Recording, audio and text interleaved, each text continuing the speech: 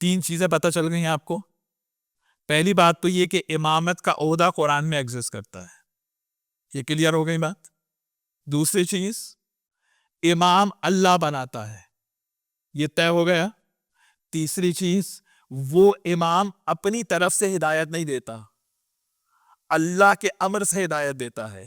آپ مجھے بتائیے, اللہ کے امر سے ہدایت دے نہیں سکتا جب تک اللہ سے علم لے کے نہ آیا ہو. اس کا معنی ہے امام اسے کہتے ہیں نا جو صاحب علم لدنی ہو. امام کسے کہیں گے؟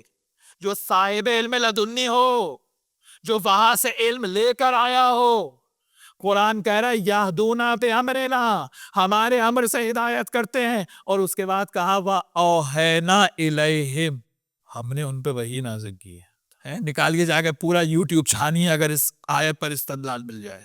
چلیے یوں ہی صحیح, آج ہمارے امر سے ہدایت کرتی. وَأَوْحَيْنَا إِلَيْهِمْ, آیت اللہ طباطبائی نے تفسیر میزان میں لکھا کہ یہ وحی نبوت کی وحی نہیں ہے, امامت کی ہی. آیت اللہ طباطبائی تفسیر میزان, اس سے بڑا حوالہ چاہیے کوئی آپ کو؟ کہہ رہے ہیں کہ یہ امامت کی وحی ہے. یہی سبب ہے کہ جب مولا علی سے کسی نے پوچھا تھا کہ یا علی کیا آپ کے پاس بھی جبریل آتا ہے, دیکھیں اس زمانے میں بھی ایسے ایسے پڑے ہوئے تھے.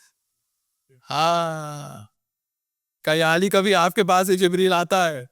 کہا تم آنے کی بات کر رہے ہو, نبی کے پاس تو ایک مرتبہ آتا ہے, انا مدینۃ العلم وعلی بابھا, میرے پاس 2 مرتبہ آتا ہے, دروازے سے آتا ہے دروازے سے جاتا. وَأَوْحَيْنَا إِلَيْهِ, قرآن بول رہا ہے, قرآن بول رہا ہے وَأَوْحَيْنَا إِلَيْهِمْ, ہم ان پہ وحی نازل کرتے ہیں. اب آپ کو زیارت جامعہ کا ثبوت قرآن سے مل گیا. زیارت جامعہ کسی عالم کی کہیں بھی زیارت نہیں ہے, سرکار امام علی نقی علیہ السلام کی تعلیم کردہ زیارت ہے. زیارت جامعہ وہ زیارت ہے جس کو امام زمانہ کی تائید حاصل ہے.